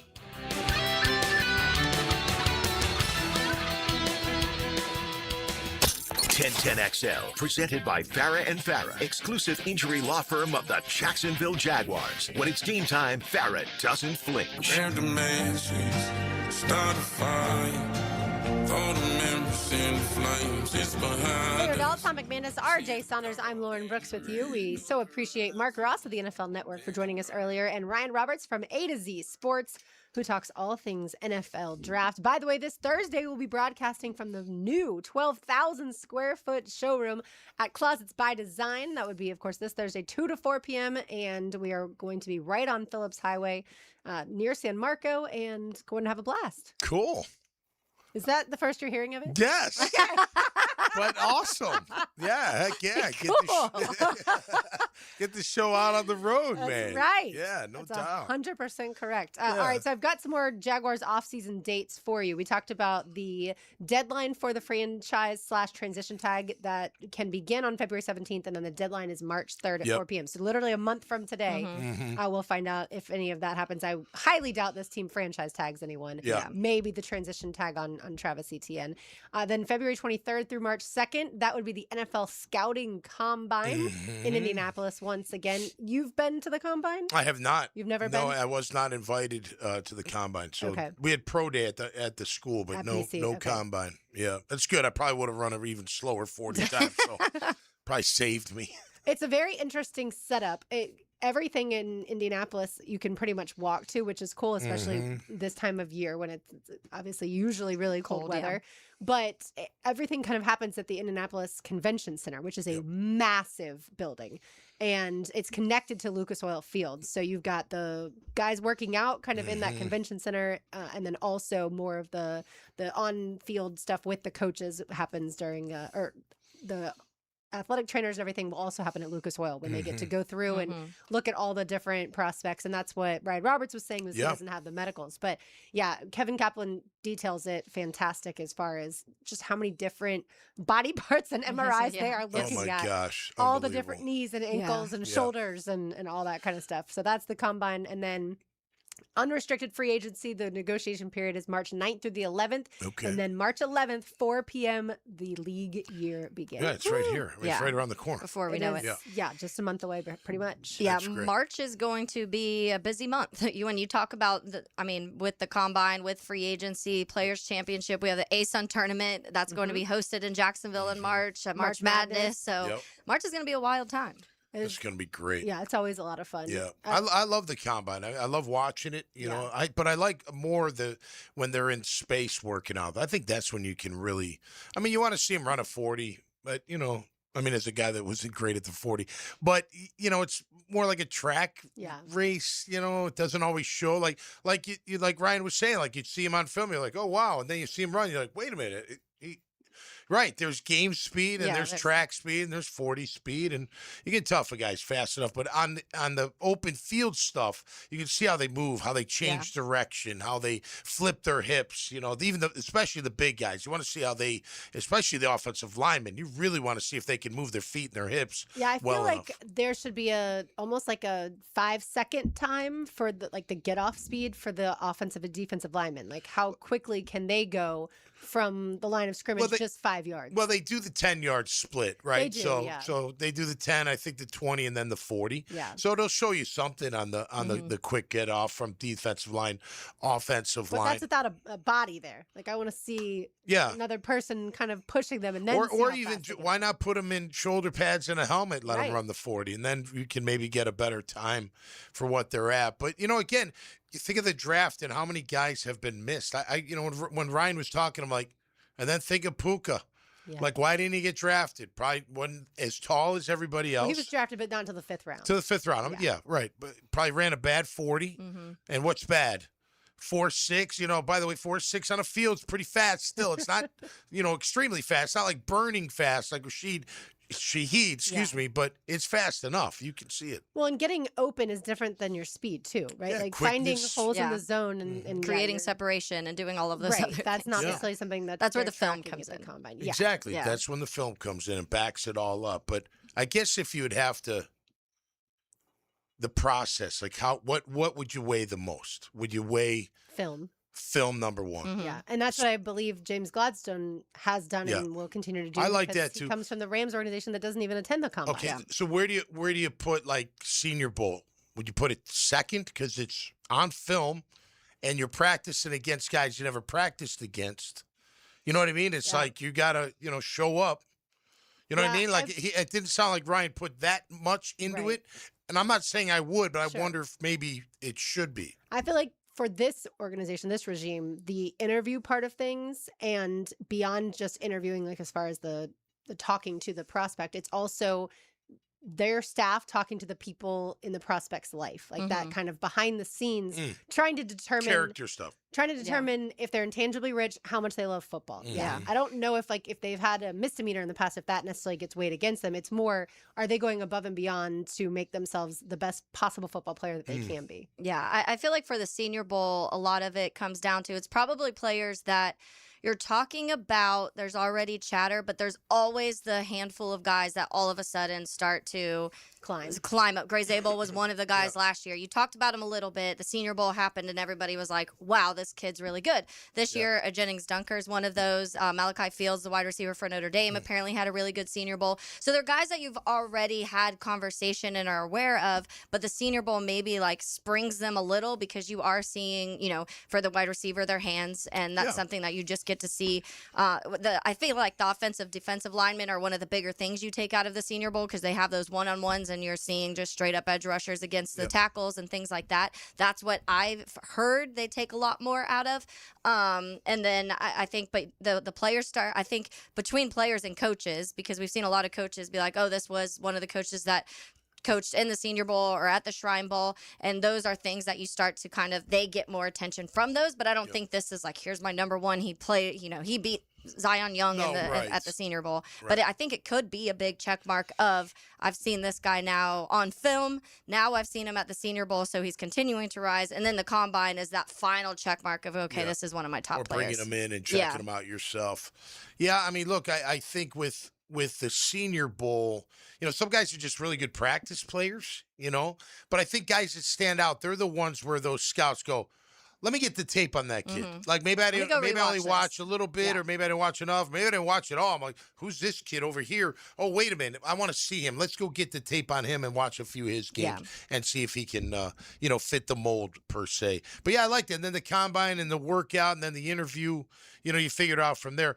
The Senior Bowl, to me, it felt like it had a lot more juice a little bit back in the day. You know what I mean? Like it meant a little bit more, like in the evaluation of prospects, because you always heard of who shined, who didn't, whose stock went down, whose stock came out of nowhere, I don't know, it just feels a little bit less today. Maybe more players are entering the draft after just 3 years. So opting out, not playing in it, maybe? Well, I don't know unless you are a senior, I don't think you're invited unless they've changed it. So where like the guys that are going to be the top prospects in the draft, they're not seniors. Juniors, they're not seniors, then they're not going to be able to attend. And you used to have guys that would play, maybe not play all 4 years, but be in school 4 years. Yeah. Because they didn't play maybe freshman year. And the Senior Bowl used to be the bowl. Like I played in the Hula Bowl, I played in East West Shrine game, and that was fine. But the evaluators always put the Senior Bowl ahead of all the other bowls. Yeah. Well, we know, like with Jack Kaiser, sorry, Taylor, that they loved him even more when it came to the Senior Bowl because Jack Kaiser was stood out. Yeah, and he was willing to play safety because they didn't have enough safeties instead of just checking out. Yeah, and that's when you hear some of those stories and all of a sudden you start hearing the more personal, which maybe it's a player. You watch some in college football, but to your point, Tommy, you see something that really flashes at the Senior Bowl and you go back and further. And I think maybe the college football landscape in general is shifting some of that because now you also have football into late you have college football into late January. So how many kids are even wanting to do that when they possibly played a game in the last month? Yeah, Caleb Banks did it because he did not play a game in the last month. Yeah, okay. I was going to ask because he had the foot injury. Yeah. But before the injury, because he's moving up, right? He's making a name for himself. What would his tape show, do you think? Or what would it show if you watched him? I would say he's going to probably be drafted late first, early second. Yeah. So the production matches that, or is it more of a project? He's big, he's fast. No, he's more than a project. Okay. Yeah. He's got the goods. He's a guy that I wouldn't mind being a Jaguar next season. Okay. Not that we've had a great track record with Florida Gators becoming Jaguars, but he can get after the passer. Ventrell's trying to help that. Ventrell's trying to help I love Dante Fowler, for the record. I thought he was great. He was vicious. He always came with viciousness when he tried to hit people. On and off the field. Yeah. Minus Dante personal Fowler. Yeah. Minus the throwing the Publix bag in the water. Yeah, that was not ideal. Get rid of that one. By the way, the league meetings, the NFL annual meetings, take place in Phoenix this year, March 29th through April 1st. My guess is that that's when they will vote. The NFL owners will vote on where the Jaguars play in not next season, but the season after, 2027, which obviously the rumblings all point to Orlando, what RJ calls City Beautiful, but I refuse to call it that. The rumblings all point to Orlando, but I believe it's at those NFL owner meetings that they will make the vote official. I didn't know they had to get the vote from the owners just to have a temporary home. Yes. No kidding. Wow. Yeah. Big machine. That's the NFL for you. Got to answer to the big machine. And then the head coaches will return April 20th. The NFL draft April 23rd to the 25th. May 1st, that's the deadline for clubs to exercise the 5th-year option. And then May 11th, rookie minicamp begins. So back at it. Almost there. Football's back. We blinked, and there it is. Just a few months. I love it. All right, Lauren's laying on the other side. Keep it right here. Helmets and Heels, 10-10X on 92.5 FM. Helmets and Heels. From the Greenlaw Group Studios. Super moments. This is the play of the game right here. Super games. Everyone wants to be a part of NFL history. Superstars. He is a difference maker now. On the Superstation. You will be wowed. 1010X. 1010XL. Give a unique gift this Valentine's Day to that special person in your life with a custom-made candle or body care product from Wick, a candle bar. Locations in San Marco and Jax Beach. It's a Helmets and Heels Tuesday. Backed by Morgan & Morgan. For the people. Dial # law. Frank Frangie here. Nimnick Chevrolet is proud to be a 7-time Chevrolet Dealer of the Year recipient, the only dealership in Northeast Florida to ever win this prestigious award, earned by treating customers with courtesy, respect, and fairness. All part of Nimnick's Treating You Right guarantee. Visit nimnickchevy.com to learn more. For 3 generations, Nimnick has been the place customers keep coming back to. They treat you right. Where do you go? The answer is simple. Nobody but Nimnick. Chevrolet. Together, let's drive. Your home is your sanctuary, where memories are made. Jack's homeowners trust Superior Fence and Rail to make their home feel safe, secure, and complete. Imagine a classic wood fence for privacy, sturdy aluminum to protect your pets, or a modern vinyl design that boosts curb appeal. Every fence is built with precision and pride, standing strong in every season. When you're on the fence, about a fence, SuperiorFenceandRail.com. Scholar athletes prepare themselves to win at life. 1010XL and Southeast Orthopedic Specialists shine the spotlight on the Scholar Athlete of the Week. Wednesdays on The Frangie Show. Checked by The Plumbers and Pipe Fitters Local Union 234. For nearly 60 years, Green Acres Sporting Goods at the corner of Normandy and Hammond Boulevard has been Jacksonville's trusted name for the outdoors. From archery to hunting and fishing and more, their expert staff helps you get it right the first time. Right now, stop in and try the newest bows by Hoyt and Matthews and get dialed in before spring. Gear up today at greenacresporting.com. I'm here with Clayton Bromberg of Underwood Jewelers. Clayton, you have told us about buying better quality diamonds, but is there any way to start with a smaller diamond and use it to trade up to a larger diamond later on? Frank, it's interesting you'd ask that because our founder, H.F. Underwood, popularized growing your diamond here in Jacksonville about 50 years ago, and it's something we still do today. When a customer buys an Underwood engagement ring or solitaire diamond pendant or a pair of ear studs, we guarantee they get the price they paid for it on the purchase of any larger diamond. Now, a lot of stores would say, big deal. We do that too, but here's the Underwood difference. We guarantee you get what you paid when you trade in your Underwood diamond, even if you're trading up by only $1. It's not that you have to trade up 2 for 1 like most jewelers ask. There have been literally thousands of people in the Jacksonville area who have taken advantage of our policy, and Underwood still grows a lot of diamonds for a lot of people. Underwood's, serving excellence since 1928. In San Marco, Avondale, and the shops of Ponte Vedra. San Jose Collision in Mandarin is proud to be an I-CAR Gold Class collision repair facility. That means they meet the industry's highest training standards. Experience the difference at San Jose Collision in Mandarin. Mark Watson with Hardball Creative. What's better than beer? Cold beer. Put your company logo on a custom koozie. Check them out at hardballcreative.com. Hardball Creative. Hardball does it all. Frank Frangie here. When you're inside the Coen Flowers showroom, you'll find a wide array of gift ideas that will take care of any gift-giving situation. Spend a few minutes there and you'll see for yourself. That's Coen Flowers on Beach Boulevard. I'm here with Danny Van Sickle, director of the Electrical Training Alliance. Danny, tell me about your program. Hey, Rick. We're a 4-year electrical apprenticeship. Our students start out making over $40,000 a year and right now make over $90,000 a year, including benefits. There is no tuition or student debt. You just have to apply and get accepted. Did you say no tuition and no student debt? You heard that right, Rick. Once you're accepted to the program, your only cost are the books and the course fees. About $800 a year. That sounds like an amazing opportunity. How can I learn more? Just go to etajax.org and you can apply there. Apply by May 14th. 1010XL, presented by Farah and Farah, exclusive injury law firm of the Jacksonville Jaguars. Focused, fueled, fearless, Farah.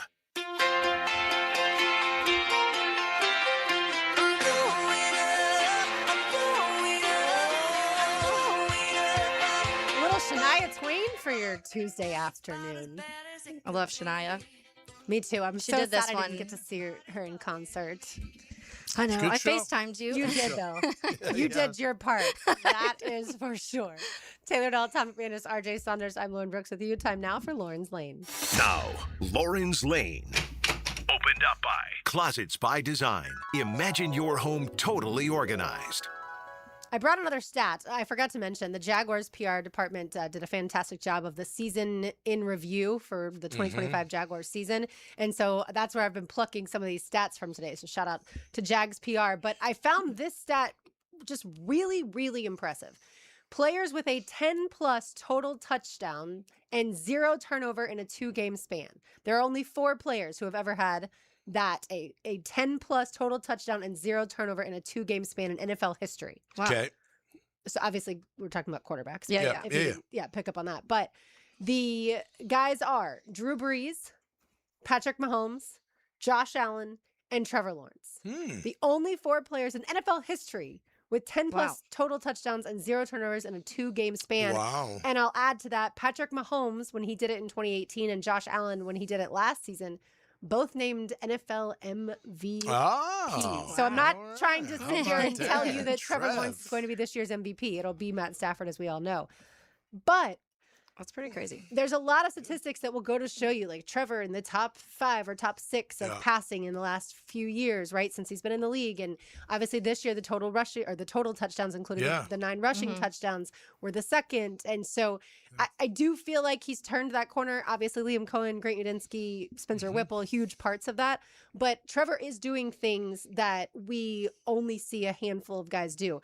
The problem, of course, anytime you watch a quarterback every single snap, you see everything they do wrong in addition to everything they do right. Yeah, just to update on what that is, it was the Jets Denver. So he had 5 passing touchdowns against the Jets, 3 against Denver, and then a rushing touchdown in each of that. So that would be so the the 10 Jets not a touchdowns. great team, 6 and 4. but then the Broncos against that defense, really impressive. It's still a lot of touchdowns without turning the ball over, which is massive. Now you saw him turn the corner. The question is, can he be sustainable?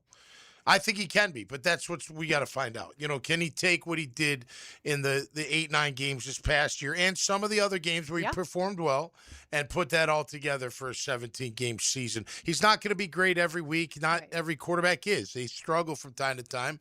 But the majority of his games, will he be more like he was in the 8-9 stretch or more like the beginning of the year where it was great, not good, great, good, or whatever, you know what I mean? Then a couple not good. Right. So we've I think that's all you got to figure out. All the stuff that was put on his plate that this year going in, they're not going to change his footwork, right? Yeah, no, he's going to have the playbook. Obviously, the other guys around him will have been in the playbook for longer, and we've talked about all of that stuff. I wonder, like, hungry-wise, right? Like, you see players perform at their best when they're the hungriest, right? Like, the reason that Tom Brady is a guy that almost no one else is like, and we call him the GOAT, is because he never got complacent, and he was always so hungry to go and improve on himself year in and year out. I'm not questioning Trevor Lawrence's hungriness in that regard, but I do think he came into last season with a lot to prove. Yeah. And I wonder now going into the next season if it's going to be the same way.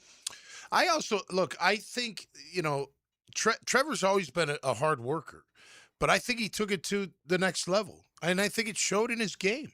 I really did. I mean, look, you gotta put in a lot of extra time at QB, way more than any other position, and you got to put in a lot of extra time for other positions.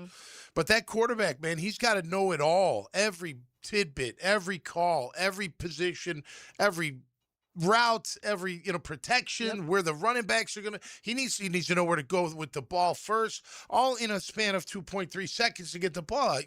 So you have to put in that extra mental work. And look, his wife wrote a nice tribute about all the work.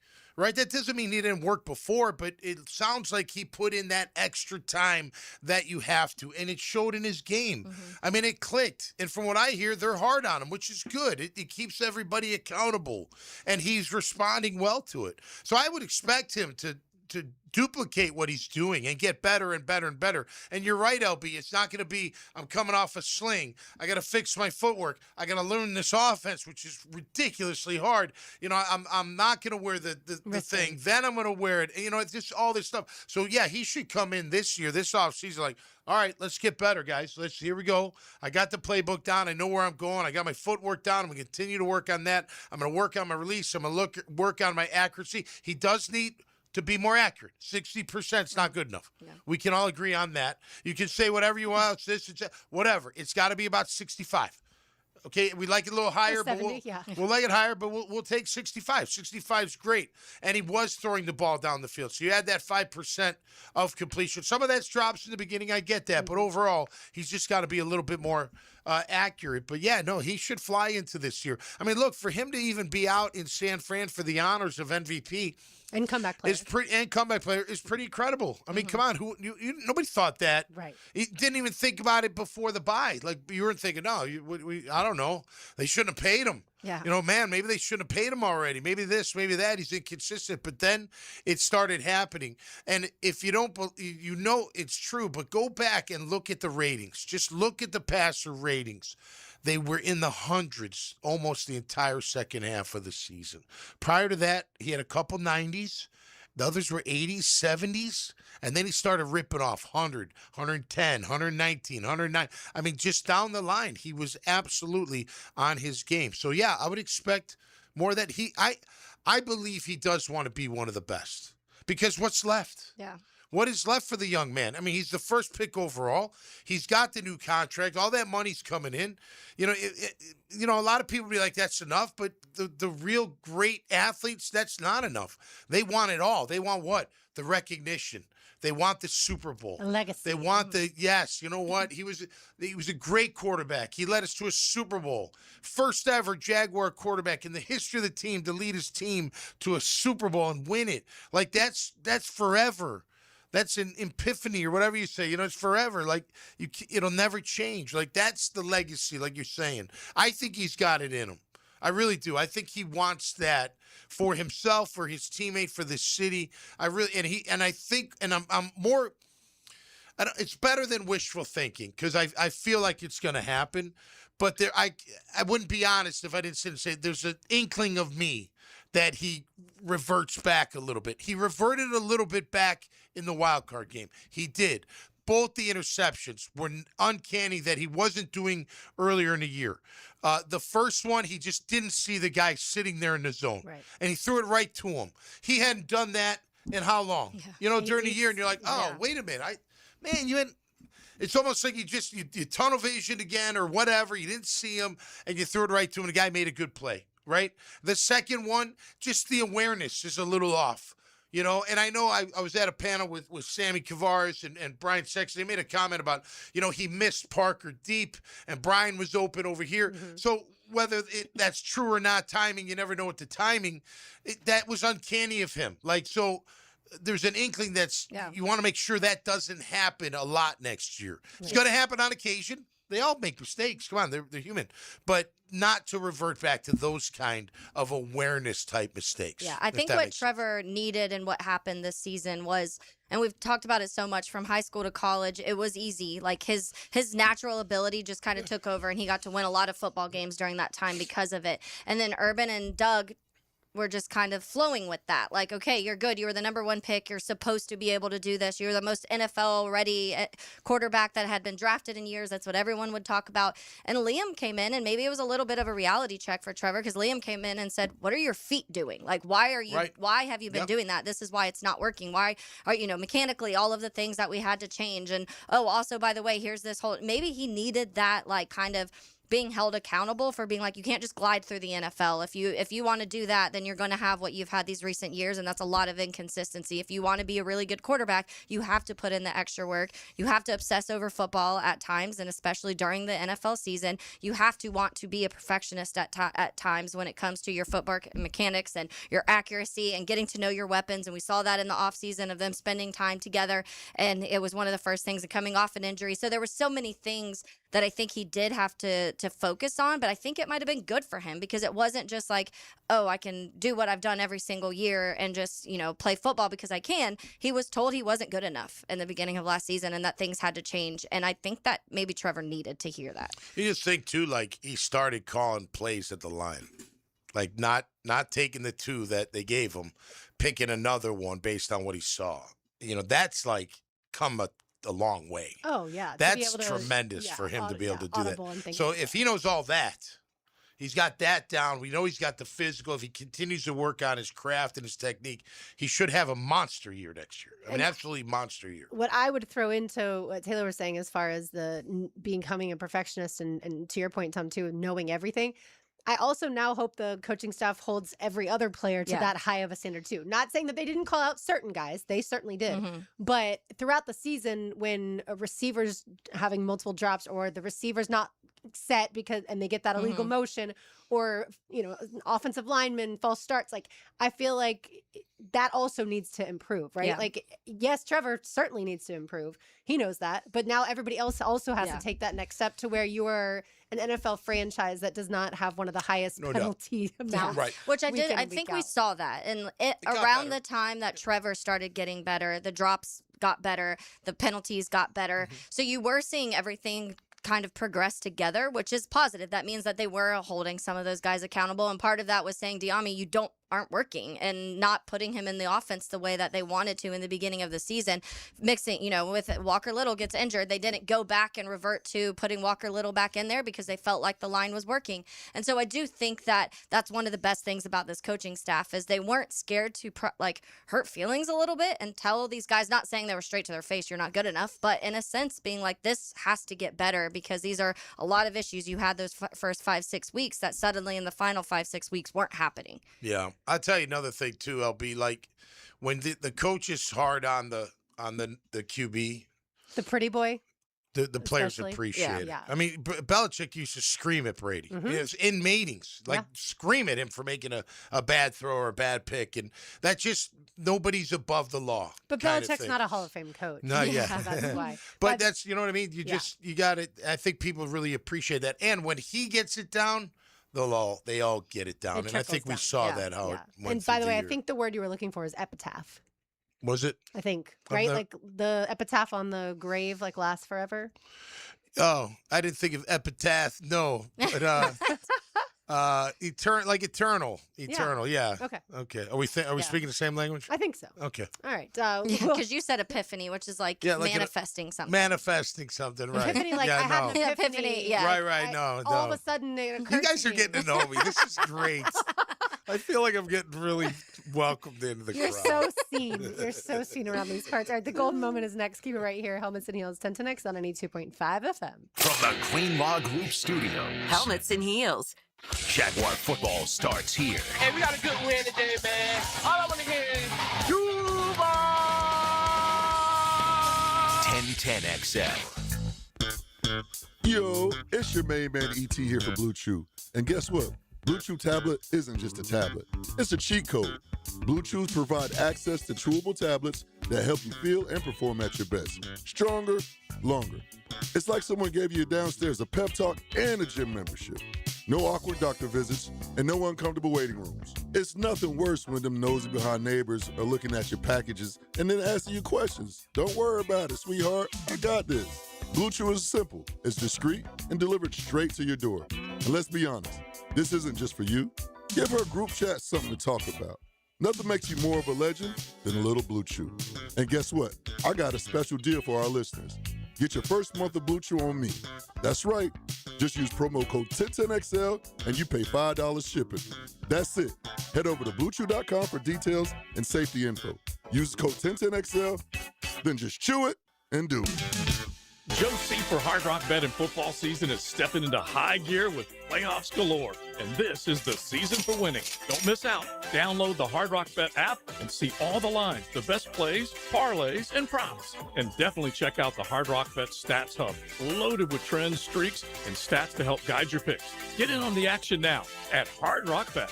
Offered by the Seminole Tribe of Florida. Must be 21 plus and physically present in Florida to wager. Terms and conditions apply. If you or someone you know has a gambling problem, call 1-833-PLAY-WISE. Helmets and Heels Tuesday, protected by Morgan & Morgan.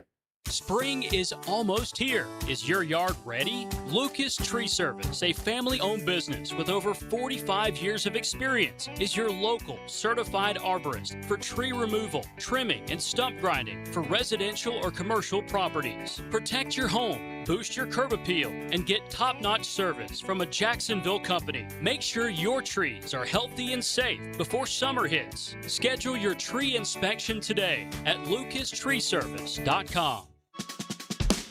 It's free window February with Renewal by Andersen. Right now, when you buy 4 replacement windows, you get the 5th for free. Plus, 0 down, no payments, and no interest for 1 year. This offer expires February 28th.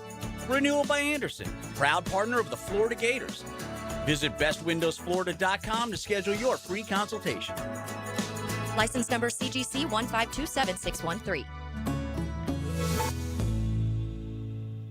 And that concludes the Joe C. Jack of All Trades show. Tune in next week where I'll be installing my own French drain. Joe, wake up, man. Hey, John, I must have dozed off. We finished those projects you started. Whoa, my seamless gutters are actually seamless. And they're connected into underground PVC drain lines. And my sprinklers. Wow, look at that coverage. Next time, just call me first, Joe. I will, but I ain't singing that song. Clear water irrigation and drainage too. Hey everybody, Mike Dempsey here, and the cooler weather is upon us. Folks, it's the perfect time to try the new breakfast sandwich from Dandy Foods. A hearty one, too. A twin-pack cinnamon swirl and country sausage. You get the sweet first, then the salty kicks in, and trust me, they are addicting. And you'll find them all at daily stores around town. So the next time you're out and about, stop and get all that deliciousness in less than a minute from Dandy. Just one more reason to go out and make yours a dandy, and do it today.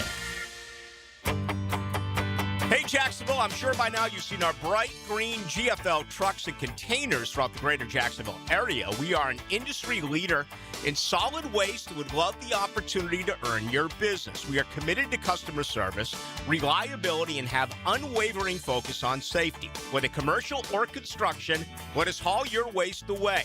Call 904-760-5880 to get a quote today. GFL, green for life.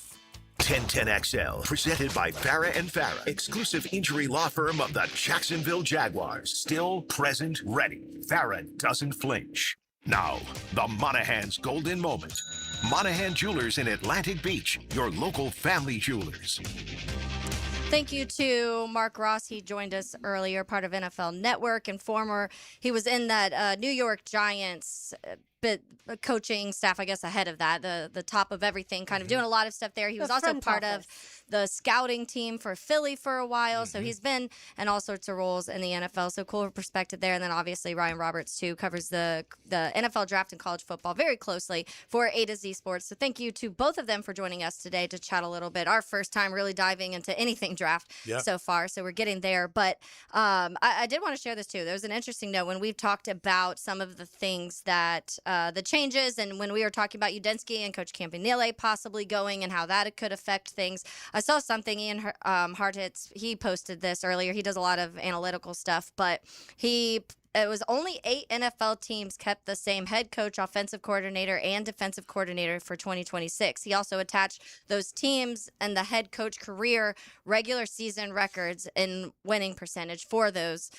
teams. So the Patriots with Mike Vrabel, 14-3. They didn't make any changes in those 3 positions. The Jaguars have the next best winning percentage with Liam Coen.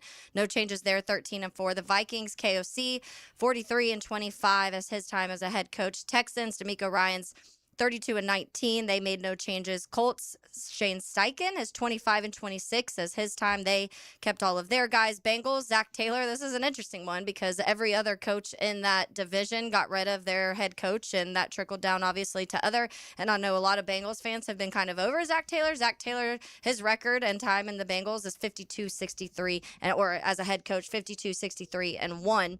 The Panthers, Dave Canales, they're 13. He's 13-21 as a head coach. They made no changes. And then the Saints, when Kellen Moore is 6-11 as a head coach. So some interesting notes, but I do think it's when you look at the positive of not having to worry about those changes.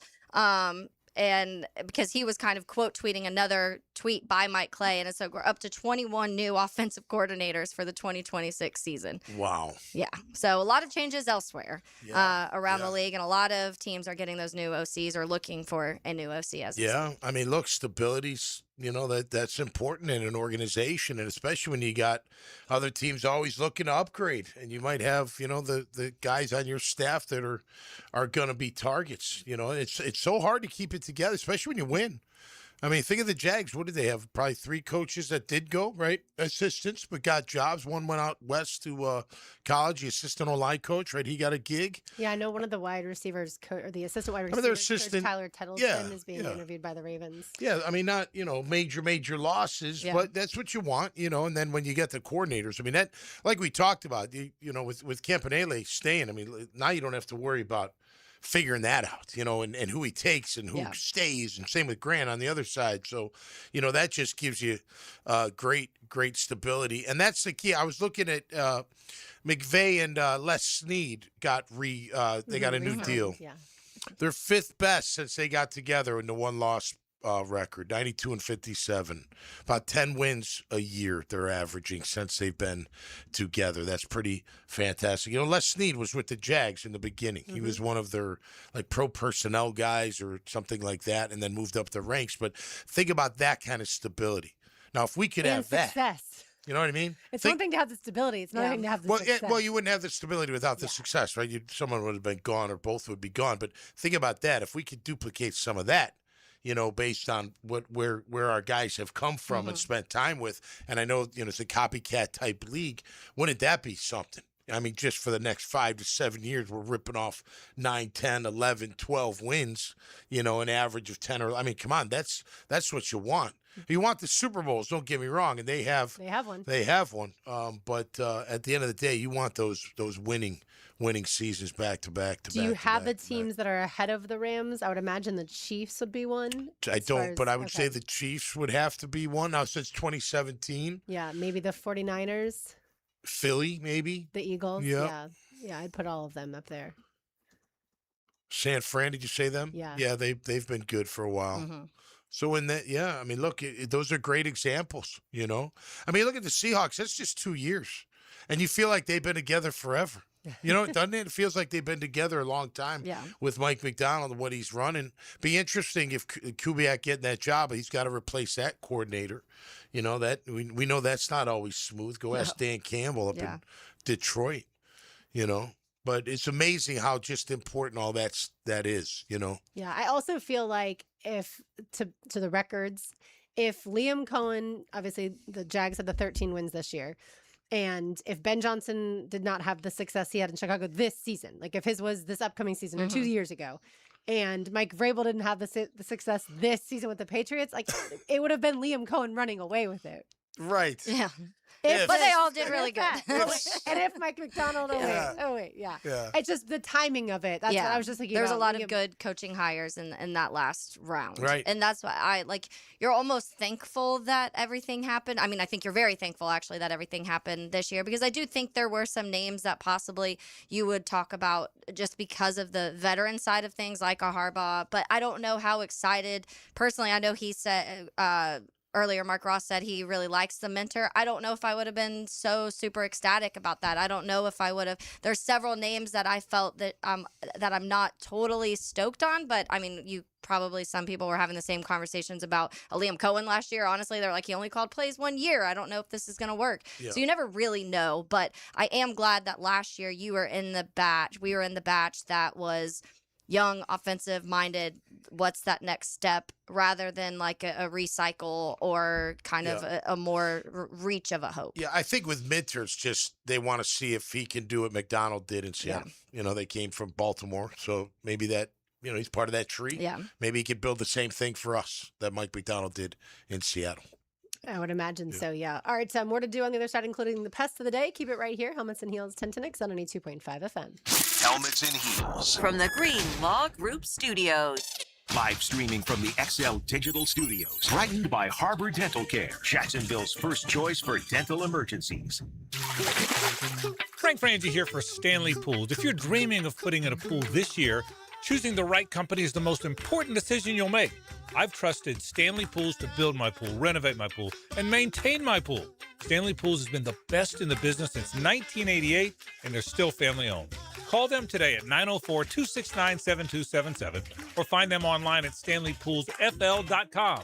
That's Stanley Pools, a family tradition of fine swimming pools. Hey, I know how awful it is to get injured out there, and especially if it's because of someone's negligence. Hey, Tommy Mack here. And if you get injured, there's only one number to call. It's Pound Law. That's all. Slip and fall, car wreck, wrongful death. It does not matter, because Morgan & Morgan handles it all. They're the largest in the country. 100 offices, over 1,000 attorneys, and $30 billion recovered for 500,000 clients. Now, that's the kind of team that I want working for me. If you get hurt from someone else's wrongdoing, check out Morgan & Morgan, forthepeople.com.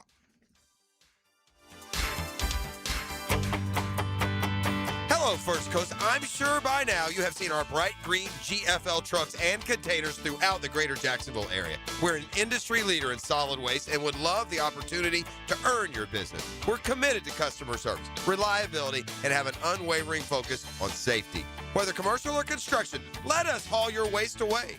Call 904-760-5880 to get a quote today. From GFL, Green for Life.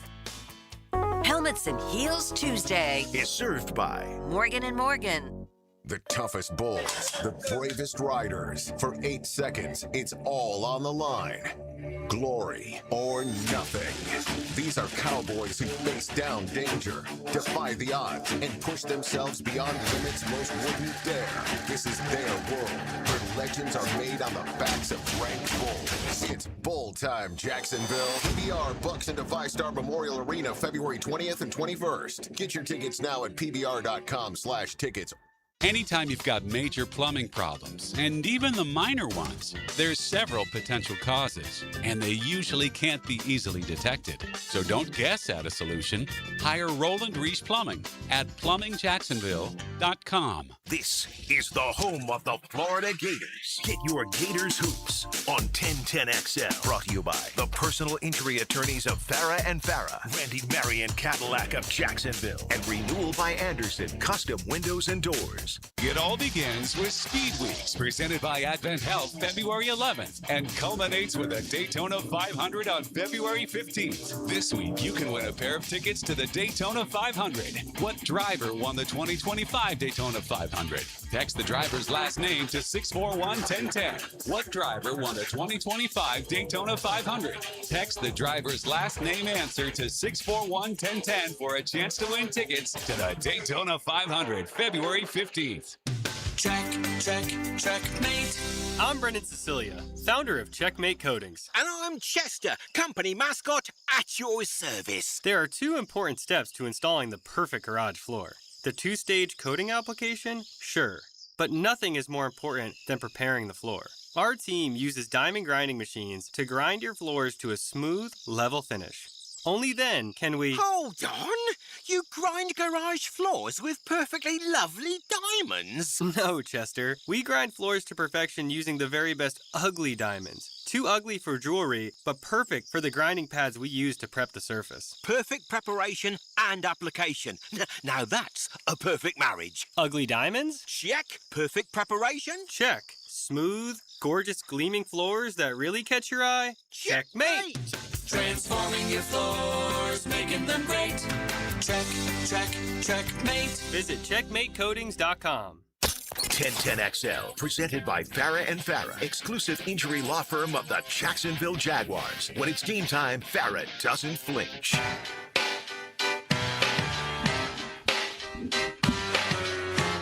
Putting a bow on this Tuesday show as we discuss today's pests of the day, as always brought to you by our friends at Terminix. You can find them online at Terminix.com. That's Terminix. If we have any sort of pest issues at our house, they are the first ones that I call. They will do the same for you and for your home or business, as well as they do for Everbank Stadium, ViStar Ballpark, ViStar Veterans Memorial Arena, and all of your favorite event venues around town. All right, the pest of the day is former North Carolina State athletic trainer Robert Murphy Jr. Now, again, all this is going to be alleged, as most things are.